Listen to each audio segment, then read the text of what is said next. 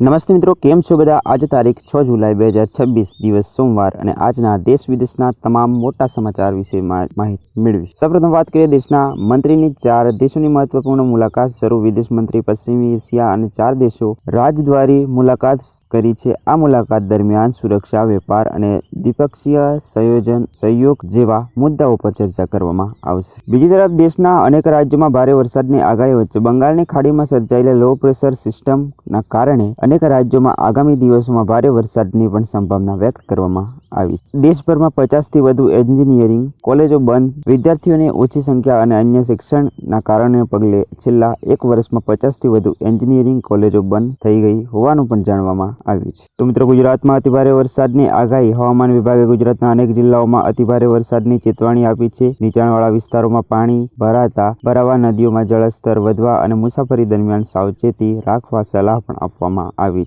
સાણંદ ખાતે નવા સેમિકન્ડક્ટર એટલે કે OSTS પ્લાન્ટનું ઉદ્ઘાટન થયું છે. પ્રોજેક્ટથી ગુજરાતમાં રોજગારી, ઇલેક્ટ્રોનિક ઉત્પાદન અને રોકાણમાં વધારો થવાની પણ અપેક્ષા વ્યક્ત કરવામાં આવી છે. આ હતા આજના મુખ્ય અને અગત્યના સમાચાર. વિડીયો પસંદ આવ્યો હોય તો લાઇક અને શેર કરવાનું ના ભૂલતા.